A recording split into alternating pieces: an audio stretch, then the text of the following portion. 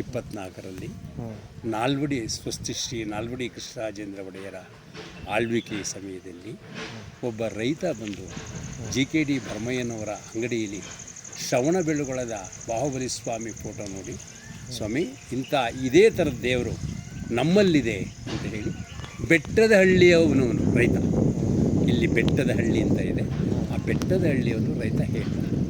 ಆಗ ಸ್ವಸ್ತಿ ಶ್ರೀಮನ್ ಮಹಾರಾಜ ಚಾಮರಾಜೇಂದ್ರ ಒಡೆಯರು ಅವರು ಬಂದು, ಮತ್ತು ನಮ್ಮ ಮೈಸೂರಿನ ಜೈನ ಕೆಲವು ಪ್ರಮುಖ ಸಮುದಾಯದವರು ಬಂದು ಇಲ್ಲಿ ನೋಡಿ ಬಳ್ಳಿಗಳೆಲ್ಲ ಬೆಳೆದಿತ್ತು ಸುತ್ತ.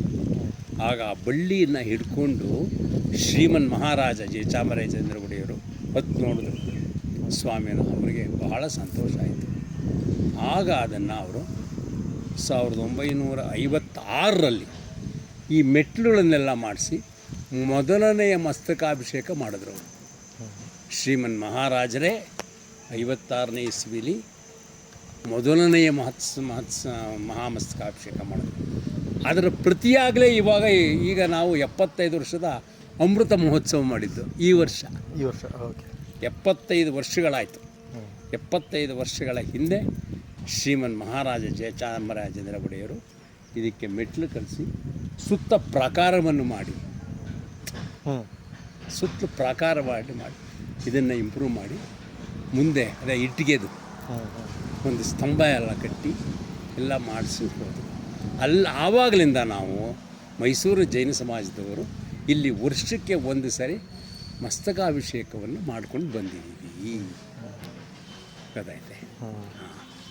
ಬೆಳೆದಿತ್ತು ಇದು. ಆ್ಯಕ್ಚುಲಿ ಶಾಸನದ ಪ್ರಕಾರ ಎಪಿಗ್ರಾಫಿಕಾ ಇಂಡಿಕಾದವರು ಏನು ಹೇಳುತ್ತೆ ಅಂದರೆ, ನಮ್ಮ ರೈಸ್ ಸಾಹೇಬರು ಬರೆದಿದ್ದಾರೆ ಅದರಲ್ಲಿ ಆಧಾರದ ಮೇಲೆ ಚಂಗಾಳ್ವರು ಸ್ಥಾಪನೆ ಮಾಡಿದ್ದು 12ನೇ ಶತಮಾನದಲ್ಲಿ ಅಂತ ಹೇಳೋದು. ಇವತ್ತು ನಾವೇ ಇಲ್ಲಿ ಭಾಳ ಹೋರಾಡ್ತಾ ಇದ್ದೀವಿ, ಎಲ್ಲರೂ ಶಾಸನ ಸಿಗುತ್ತಾ ನಮಗೆ ಇದ್ರ ಬಗ್ಗೆ ಅಂತ ಹೇಳಿ. ಆ್ಯಕ್ಚುಲಿ ಆ ಒಂದು ಇದ್ರ ಮೇಲೆ ಯಾವುದು ರೈಸ್ ಸಾಹೇಬ್ರು ಹೇಳೋದು 12ನೇ ಶತಮಾನದಲ್ಲಿ ಚಂಗಾಳ್ವರು ಇದನ್ನು ಸ್ಥಾಪನೆ ಮಾಡಿರೋದು ಬಾಹುಬಲಿ ಸ್ವಾಮಿನ. ಇದರಲ್ಲಿ ವಿಶೇಷತೆ ಇದೆ. ಎಲ್ಲ ಬಾಹುಬಲಿ ಸ್ವಾಮಿಗೆ ಕುಕ್ಕುಟಗಳು ಹುತ್ತದಿಂದ ಎದ್ದು ಹೀಗೆ ಹೆಡೆನ ಹೀಗಿಟ್ಟಿದೆ. ಇಲ್ಲಿ ಹಾಗಲ್ಲ, ಹೆಡೆ ಎತ್ತಿದೆ ಇಲ್ಲಿ. ಹಿಂದೂ ಧರ್ಮದ ಪ್ರಕಾರ ಎಲ್ಲಿ ಸರ್ಪ ಹೆಡೆ ಎತ್ತಿರುತ್ತೋ ಅಲ್ಲಿ ಅಧರ್ಮ ಮಾಡೋದಕ್ಕೆ ಬಿಡೋದಿಲ್ಲ. ಏನು ಹೇಳಿ, ಈ ಎರಡು ಕಡೆ ಹೆಡೆ ಎತ್ತಿದೆ ನೋಡಿದ್ದೀರಲ್ವ, ಆ ಕಡೆ ಈ ಕಡೆ ಹೆಡೆ, ಇದು ವಿಶೇಷವಾದ್ದು. ಆಮೇಲೆ ಸ್ವಾಮಿ ಸೌಮ್ಯ ಭಾವ ಇಲ್ಲ, ಅವನು ಈ ಯುದ್ಧಕ್ಕೆ ಮಲ್ಲ ಯುದ್ಧಕ್ಕೆ ಹೊರಟಾಗಿದ್ದಾನೆ. ಅದೊಂದು ವಿಶೇಷ ಇಲ್ಲಿ ಸ್ವಾಮಿದು. ಗೊತ್ತಾಯ್ತಾ? ಇದೆಲ್ಲ ವಿಶೇಷತೆ ಇದೆ ಗೋಮಟಗಿರಿಯ ಸ್ವಾಮಿಯಲ್ಲಿ. ಬೆಳಗೊಳದ ಸ್ವಾಮಿನೇ ಒಂಥರ ಇದ್ದಾರೆ, ಕಾರ್ಕಳದವರೇ ಒಂಥರ ಇದ್ದಾರೆ, ವೇಣೂರಿನವರೇ ಒಂಥರ ಇದ್ದಾರೆ. ಈಚೆಗೆ ಕನಕಗಿರಿ ಕ್ಷೇತ್ರದಲ್ಲಿ ಅಲ್ಲಿ ಒಂದು ಸ್ಥಾಪನೆ ಮಾಡಿದ್ರು ಬಾಹುಬಲಿ ಸ್ವಾಮಿ. ಆದರೆ ಮತ್ತು ರೈಸ್ ಅವರು ಬುಕ್ ಬರ್ತಿದಾರಲ್ಲ, ಆ ಬುಕ್ ಬಂದು ನಿಮ್ಮ ಹತ್ರ ಇದೆಯಾ ಸರ್? ಎಪಿಗ್ರಾಫಿಕಾ ಇಂಡಿಕಾ ಅಂತ ಹೇಳಿ ಯೂನಿವರ್ಸಿಟಿಲಿ ಸಿಗುತ್ತೆ.